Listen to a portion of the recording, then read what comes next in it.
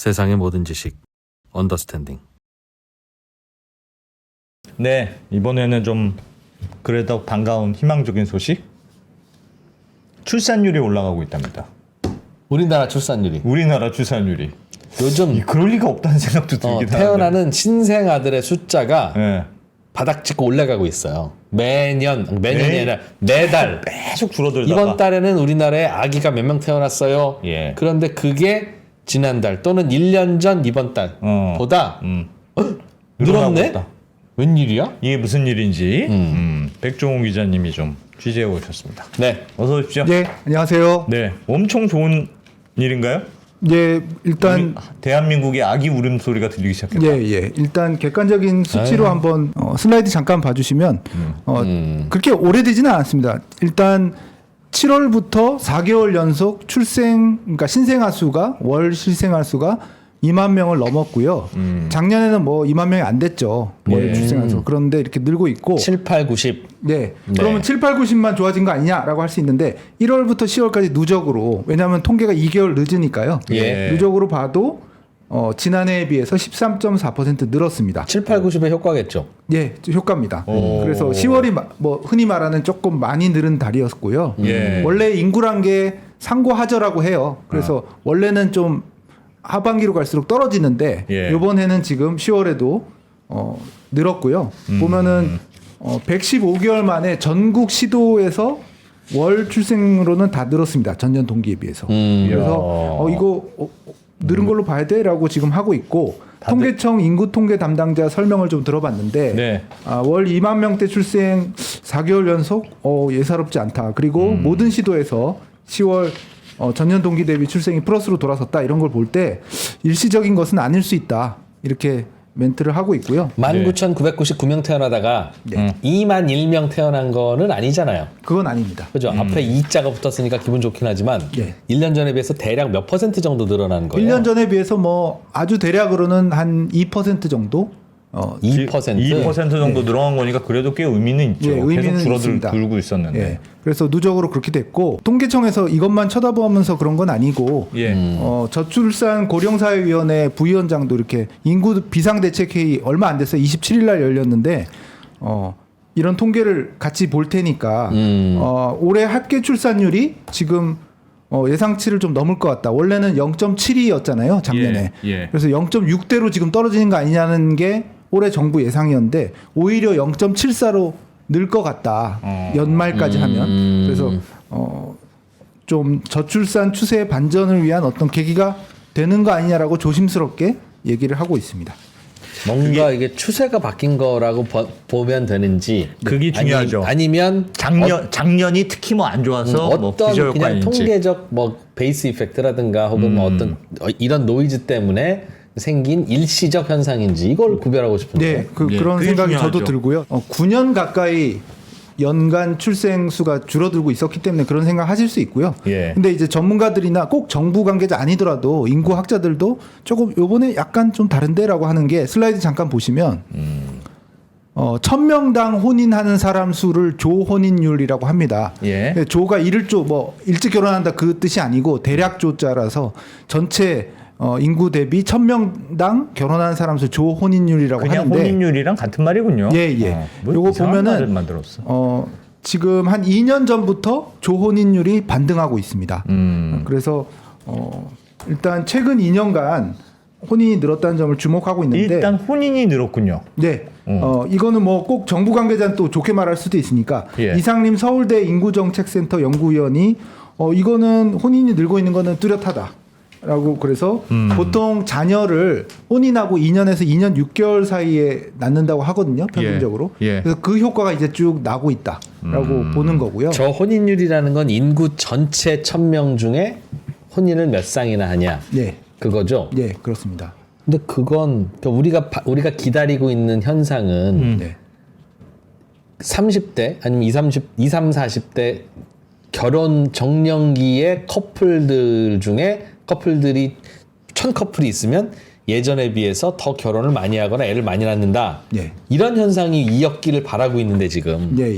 우리나라 인구 전체에서 결혼하는 쌍이 늘어난다는 건 그건 중년에 이혼하고 그렇죠. 결혼해도 여기에 뭐 올라간다. 그렇기도 하고 트렌드 자체가 바뀐 게 아니라 우리나라 전체 인구 구조가 그냥 어쩌다 보니 결혼 정년기의 인구가 좀 늘어나서 우연히 그래서 생긴 일일 수도 있잖아요. 네, 그럴 수도 있습니다. 그러면 지금- 조금 아쉽잖아요. 예. 그럴 수도 있고 어떻게 봐야 돼요? 일단 요 설명부터 드리고 그 설명을 보면 될 것 같은데요. 예.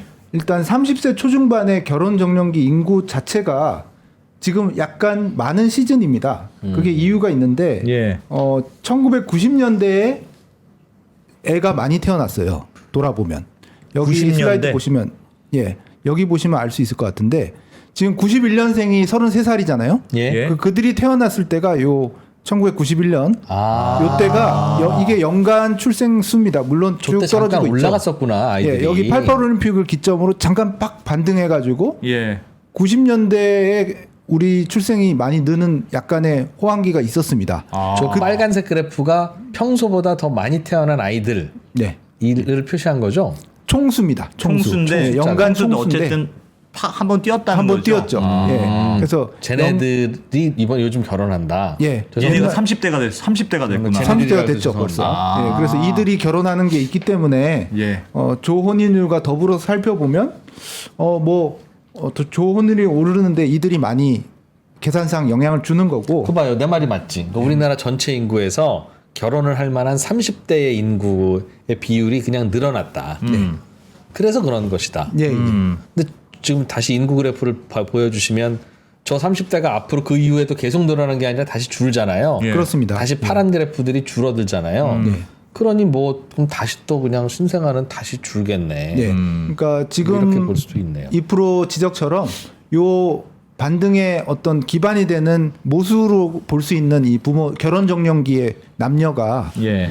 한 7, 8년 정도 많은 기간이 이제 도래했습니다. 이 초입이라고 할 수 있기 때문에 이들이 지금 33살이죠. 그래서 여기서 많이 나와준다면 한 7, 8년은 이론상으로는 조금 좋을 수도 있을 것 같습니다. 기술적으로 몇 년간은 괜찮을 수는 있겠네요. 네. 일단 결혼할 수 있는 결혼 정년기에 있는 젊은이들이 많아졌으니까 네, 예. 그 세대가 좀 몰려 있으니 예.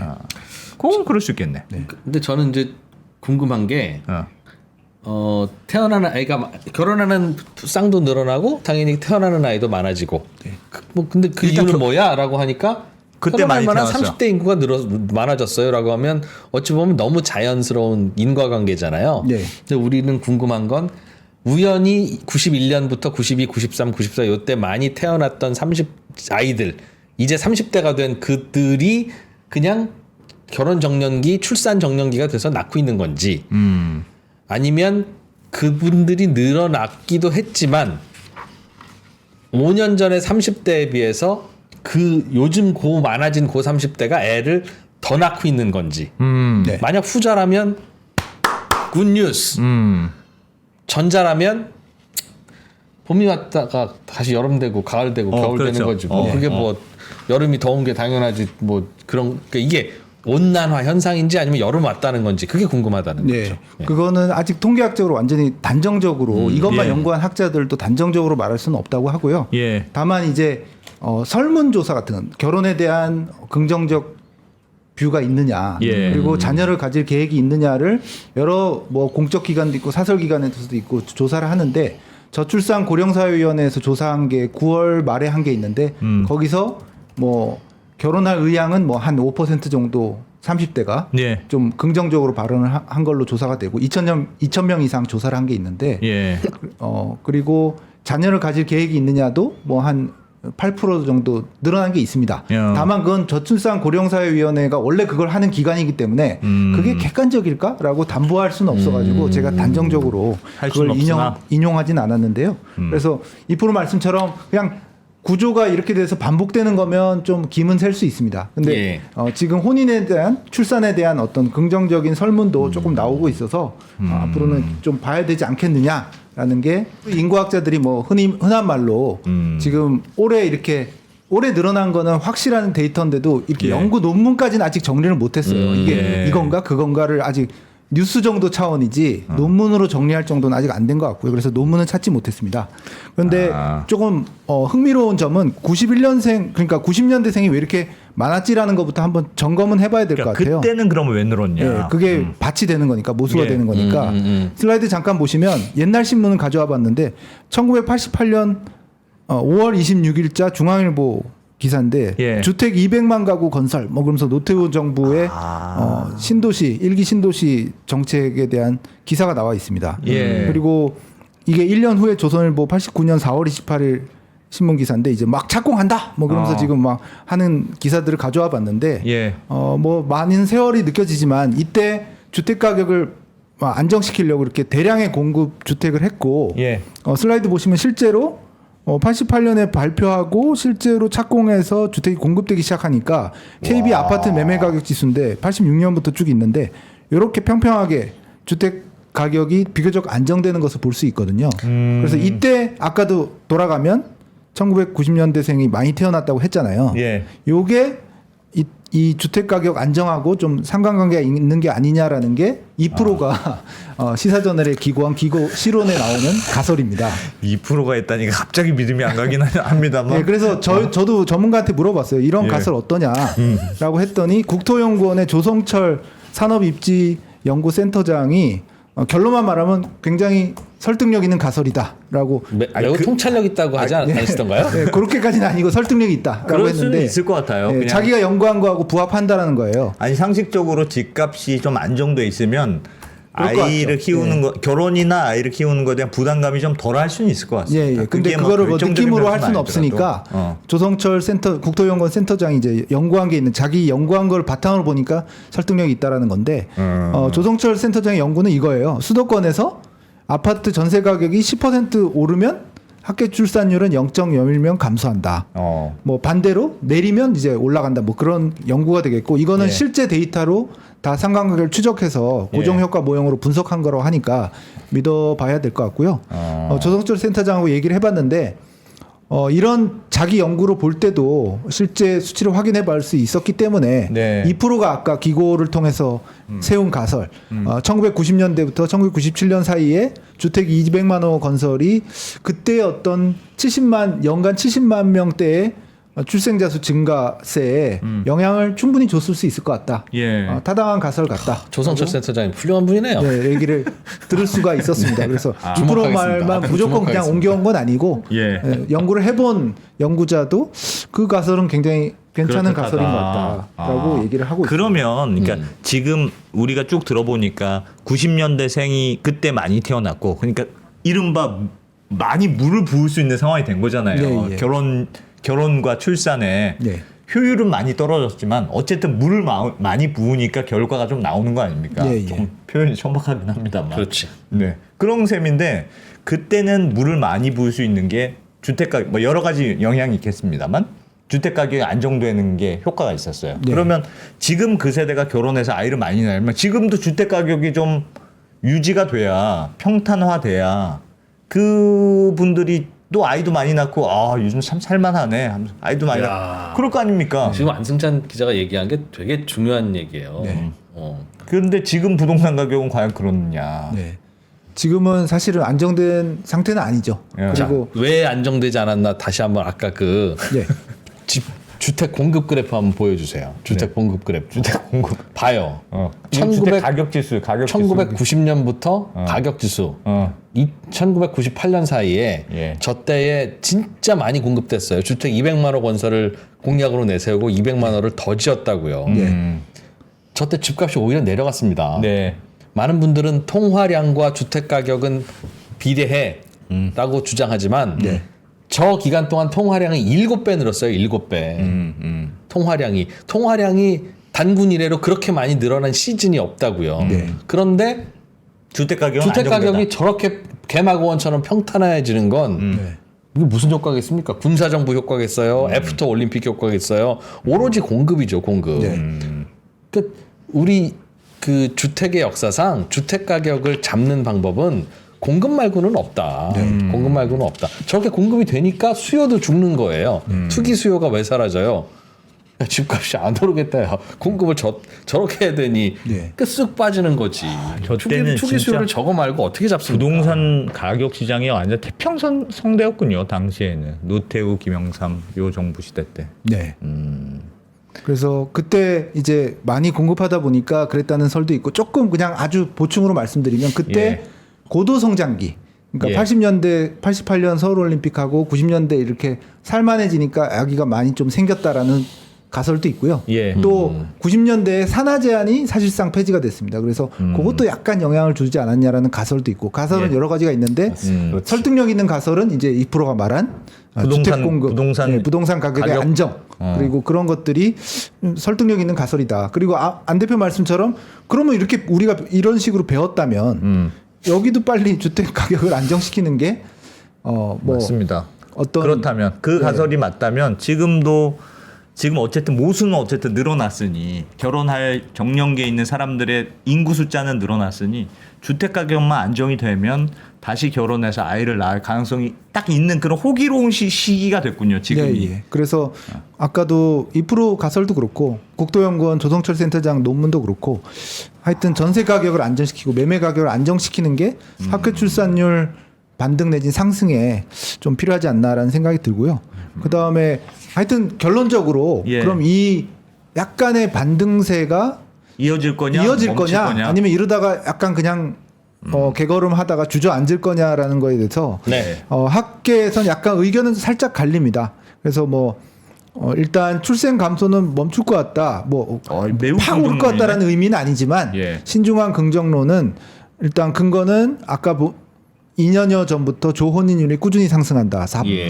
이상으로. 그리고 1990년대 이 붙는 물이 늘어난다. 안 예. 대표가 말씀하신. 예. 그리고 저건 곧 끝나는데. 예, 저 그리고 인구 결혼 가격 출산에 상승은. 대해서 어쨌든 아직까지는 이게 살아있는 생물이잖아요. 예. 심리란 게 결정된 게 아니니까 결혼 출산에 대해서 일부 긍정적인 설문조사들이 조금씩 나오고 그래서 있다. 바닥 찍었다 설이 있고 예, 긍정 그런 설이 있고 신중론은 학계 출산율이 0.72에서 0.68로 내려갈 줄 알았는데 0.74 됐네라는 게 그게 뭐 그렇게 유의미한 상승력이냐 네, 상승폭이 너무 작다. 그렇게 볼 수도 지금 있겠어요. 홍콩, 싱가포르, 대만, 한국 다 0.7, 0.8 왔다 갔다 그러고 있거든요.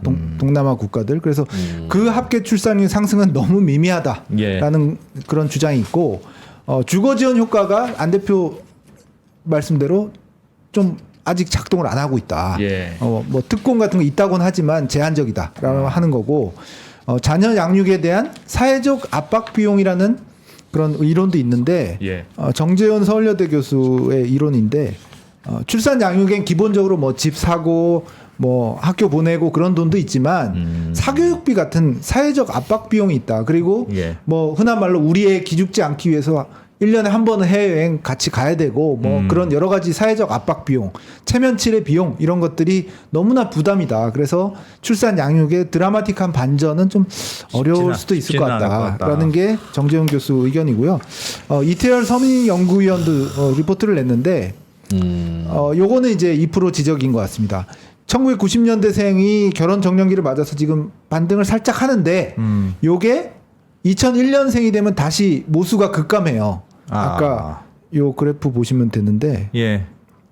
여기서부터 급감하는 잠깐 거죠. 빨갛다 만다고요. 예. 이 친구들이 다시 30대 초중반이 돼서 결혼할 정년기가 되면 주저앉을 거다. 그러네. 그래서 그럴 확률이 높네. 예, 그러니까 그런 확률이 높아서 효율이 높아지지 않는 이상 붙는 물이 근본적인 줄어드니까. 결혼 출산에 대한 인식 전환이 없이는 모수가 다시 한 8, 9년 후에는 줄어들기 때문에 네. 다시 주저앉을 거다라는 걱정이 있다라는 게 이태열 선임연구위원의 줄어드는 의견이었습니다. 게 조금 줄어들면 우리 한번 노력해서 더 나아 봅시다가 되는데 지금 70만 명씩 태어난 때가 요즘이잖아요. 요즘 엄마 아빠들이 예, 예. 70만 명씩 그렇습니다. 태어났잖아요. 예. 그런데 지금부터 약 한 10년쯤 후가 되면 예.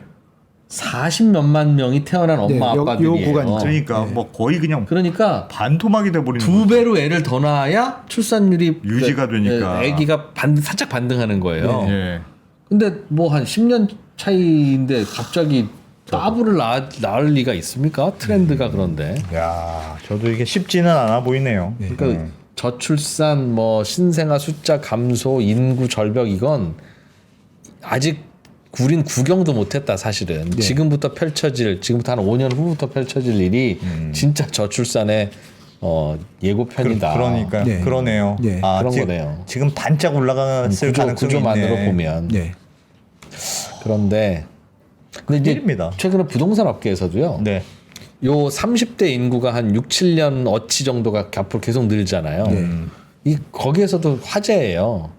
그 30대 인구가 이제 곧 있으면 아파트도 사고 집 하니까 사는 수요층인데 본격적인 수요층이 예, 한 1% 정도 늘어난 게 아니라 한 7, 8%가 늘었거든요.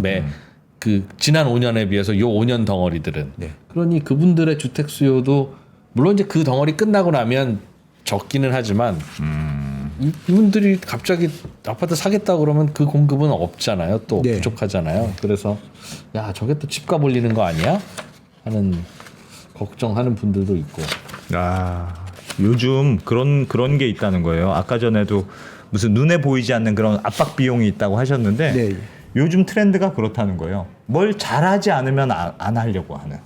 그러니까 뭐든지 요즘 뭐 페이스북이니 인스타니 뭐 내가 하는 게 다 남들한테 공개되는 시대잖아요. 남들이 하는 것도 너무 잘 보이고. 그렇지. 그러니까 내가 봐서 내가 정말 뭐 강남에 보내서 뭐 삐까뻔쩍하게 애를 키울 수 있을 것 같으면 하고 좀 안 될 것 같은데 하면 그냥 아예 안 해- 시작을 안 하는. 시작을 안 해버리는 그런 추세가 너무 강해서 이 프로도 몇 년간 페이스북 하다가 좋아요 숫자 꺾이고 난 다음부터 안 하잖아요. 재미없더라. 그렇다는 거예요. 그러니까 이게 뭔가 진짜 드라마틱한 인식 개선이 있지 않고서는 쉽지는 않을 것 같은데. 네. 일단 작년에 연간 출생자 수가 한 23만 명 정도 됐는데 네. 이제 저출산 고령위원회나 통계청 추세로는 한 1만 명 정도는 늘 것 같다. 올해는 결과적으로 그러면은 24만 명 언저리 안팎 정도로 일단 올해는 하여튼 멈추긴 할 것 같습니다. 감소세가. 예. 앞으로는 봐야 될 것 같습니다. 그리고 인구는 6, 7%, 7, 8%가 늘었는데 왜 애는 2%만 더 태어나에 대해서 그 당시에 태어난 집단적으로 조금 더 많이 태어난 90년대생들의 네. 특징이 뭐냐면 예. 남자들이 많아요. 남초가 심해요. 그때? 성비가 1대1이 안 맞아. 예, 예.